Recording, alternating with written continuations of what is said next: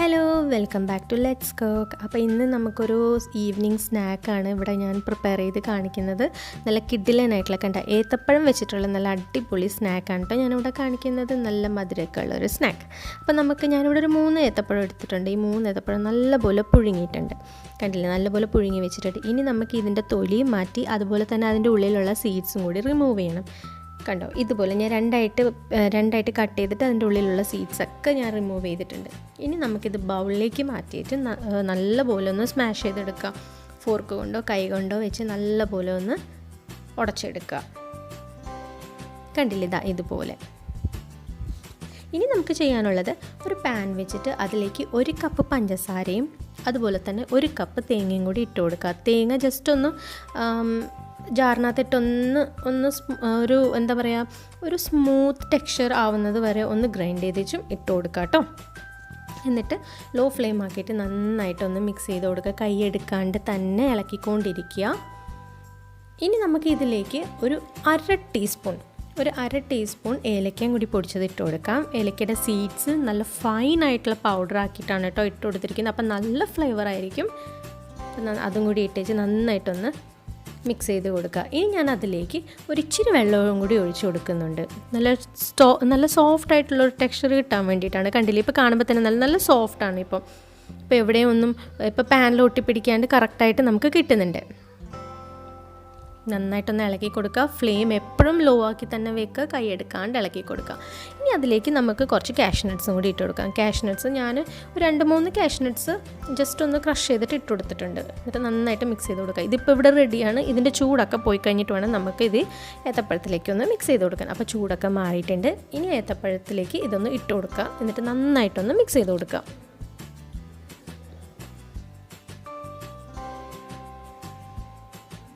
Fork കൊണ്ട് നല്ലപോലെ ഒന്ന് ഏത്തപ്പഴവും തേങ്ങയും പഞ്ചസാരയും ഒക്കെ നന്നായിട്ടൊന്ന് പിടിക്കുന്ന പോലെ നല്ലപോലെ മിക്സ് ചെയ്ത് വെച്ച് കൊടുക്കാം.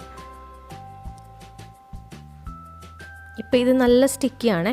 അപ്പോൾ ഈ സ്റ്റിക്കിനെസ് മാറാൻ വേണ്ടിയിട്ട് നമ്മളിവിടെ ആദ്യം ഒരു അര കപ്പ് അരിപ്പൊടി ഇട്ട് കൊടുക്കുന്നുണ്ട്. എന്നിട്ട് പിന്നെ നല്ലതുപോലെ ഒന്ന് മിക്സ് ചെയ്ത് കൊടുക്കുക.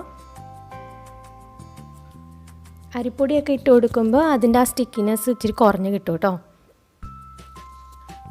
ഒന്ന് മിക്സ് ചെയ്ത് വെച്ചിട്ട് ജസ്റ്റ് ഒന്ന് കൈ കൊണ്ടൊന്ന് തൊട്ട് നോക്കുക. സ്റ്റിക്കിനെസ് ഇപ്പോഴും ഉണ്ടെങ്കിൽ കുറച്ചും കൂടി ഒന്ന് ഇട്ട് കൊടുക്കുക. അപ്പോൾ ഞാൻ നോക്കിയപ്പോൾ സ്റ്റിക്കിനെസ് ഉണ്ടായിരുന്നു. സോ അതുകൊണ്ട് കുറച്ചും കൂടി ഞാൻ അരിപ്പൊടി ഇട്ടിട്ട് കൈ കൊണ്ട് നന്നായിട്ട് മിക്സ് ചെയ്തു. അപ്പോൾ നമ്മൾ ഇനി കൈ കൊണ്ട് മിക്സ് ചെയ്ത് നോക്കുമ്പോൾ നമുക്ക് അറിയാൻ പറ്റും കറക്റ്റ് കൺസിസ്റ്റൻസിയിലാണോ ഉള്ളതെന്നുള്ളത്. അപ്പോൾ ഇപ്പോൾ മിക്സ് ചെയ്തപ്പോൾ എല്ലാം കറക്റ്റായിരുന്നു. അപ്പോൾ ഇത് നമുക്കിവിടെ റെഡിയാണ്. ഇനി നമുക്ക് ചെയ്യാനുള്ളത് ഒരു ബൗൾ എടുത്തിട്ട് അതിലേക്ക് കുറച്ച് മൈദ ഇട്ട് കൊടുക്കുക. ഞാനൊരു 1/2 കപ്പ് മൈദ എടുത്തിട്ടുണ്ട്. ഇനി അതിൽ കുറച്ച് ഉപ്പ് ഇട്ട് കൊടുക്കുക. പിന്നെ ആവശ്യത്തിന് വെള്ളവും കൂടി ഒഴിച്ച് നന്നായിട്ടൊന്ന് മിക്സ് ചെയ്തെടുക്കാം. ഇതിൻ്റെ ഒരു കൺസിസ്റ്റൻസി എങ്ങനെയായിരിക്കണം എന്ന് വെച്ചാൽ ഒത്തിരി ലൂസ് ആവാനും പാടില്ല, എന്നാലും ഒത്തിരി തിക്കും ആവാൻ പാടില്ല. ഒരു മീഡിയം കൺസിസ്റ്റൻസിയിൽ വേണം ഇത് നമുക്കൊന്ന് ആക്കിയെടുക്കാനായിട്ട്.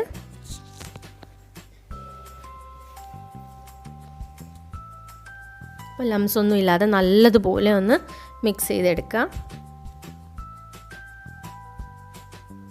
കണ്ടില്ലേ, ഇതുപോലെ. ഇതാണ് പെർഫെക്റ്റ് കൺസിസ്റ്റൻസി എന്ന് പറയുന്നത്. പെർഫെക്റ്റ് ആയിട്ട് തന്നെ കിട്ടിയിട്ടുണ്ട്. ഒത്തിരി തിക്കും ഇല്ല, ഒത്തിരി ലൂസും അല്ലാത്തൊരു പരുവം. ഇനി നമുക്ക് ആവശ്യമുള്ളത് സേമിയയാണ്. ഇനി നമുക്ക് ചെയ്യാനുള്ള ആദ്യം തന്നെ കൈ വെള്ളം കൊണ്ട് നനയ്ക്കുക, അല്ലെങ്കിൽ എണ്ണ കൊണ്ട് ജസ്റ്റ് ഒന്ന് നനച്ച് വിട്ടാലും മതി. നമുക്ക് 2 കൈയിലും ഇത് നമ്മൾ കയ്യിലെടുക്കുമ്പോൾ ഒട്ടിപ്പിടിക്കാൻ പാടില്ല, അതുപോലെ ആയിരിക്കണം. പിന്നെ നമുക്ക് ഇഷ്ടമുള്ള ഏതെങ്കിലും ഒരു ഷേപ്പിലേക്ക് അതിനെ കൺവേർട്ട് ചെയ്യുക. കണ്ടില്ലേ, ഞാൻ ഈ ഒരു ഷേപ്പിലേക്കാണ് കേട്ടോ അതിനെ മാറ്റി. നിങ്ങൾക്ക് ഇഷ്ടമുള്ള ഏത് ഷേപ്പാണെങ്കിലും നിങ്ങൾക്ക് ചെയ്തെടുക്കാനുള്ളതേ ഉള്ളൂ. അപ്പോൾ ഈ ഒരു ഷേപ്പിലാണ് ഞാൻ ചെയ്തെടുത്തത്. ഇനി നമുക്ക് അതിന് ഷേപ്പ് ചെയ്തിട്ട് മൈദയിലേക്കൊന്ന് ഡിപ്പ് ചെയ്തെടുക്കുക. എന്നിട്ട് സേമിയയിൽ കവർ ചെയ്ത് കൊടുക്കുക.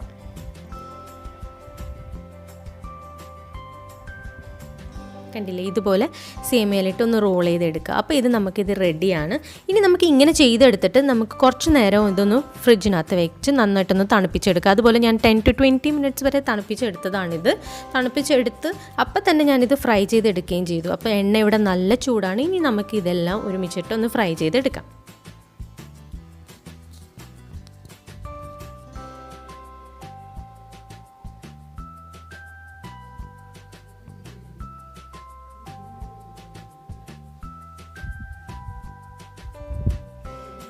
ഇത് തിരിച്ചൊക്കെ ഇട്ട് കൊടുത്തിട്ട് വേണം ഒന്ന് ഫ്രൈ ചെയ്തെടുക്കാനായിട്ട്. നമുക്കിതൊരു ഗോൾഡൻ സേമിയൊക്കെ നല്ലപോലെ ഗോൾഡൻ ബ്രൗൺ കളറിൽ കിട്ടണം. അതുപോലെ തന്നെ ആ ഏത്തപ്പഴത്തിൻ്റെ ആ യെല്ലോയിഷ് കളർ നമുക്ക് പോവാനും പാടില്ല, എന്നാലേ അത് കാണാൻ നല്ല ഭംഗി ഉണ്ടാവുള്ളൂ.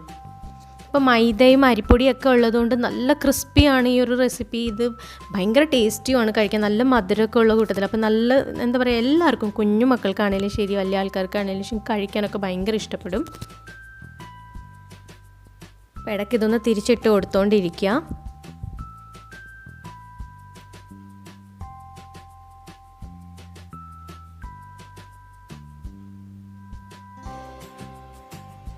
ഇടയ്ക്ക് ഫ്ലെയിം ഒന്ന് കൂട്ടിയും കുറച്ചൊക്കെ വെച്ച് കൊടുത്താൽ മതി.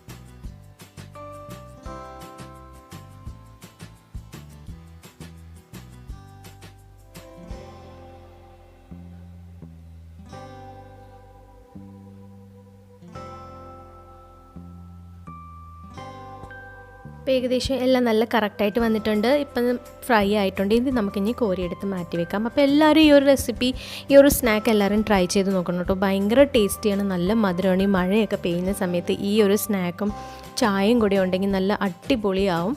അപ്പോൾ എല്ലാവരും ഇതൊന്ന് ട്രൈ ചെയ്ത് നോക്കുക. എൻ്റെ വീഡിയോ ആദ്യമായിട്ട് കാണുന്ന ആളാണെങ്കിൽ സബ്സ്ക്രൈബ് ചെയ്യുക, തൊട്ടടുത്തുള്ള ബെല്ലൈക്കണും കൂടി ക്ലിക്ക് ചെയ്യുക. അപ്പോൾ എൻ്റെ അപ്കമിങ് വീഡിയോസൊക്കെ നിങ്ങൾക്ക് കാണാൻ പറ്റും. നല്ല യമ്മി ആയിട്ടുള്ള ഒരു സ്നാക്കാണ്. അപ്പം നമുക്ക് വീണ്ടും കാണാം വേറൊരു നല്ലൊരു കിടിലൻ റെസിപ്പി ആയിട്ട്. Until then take care, by.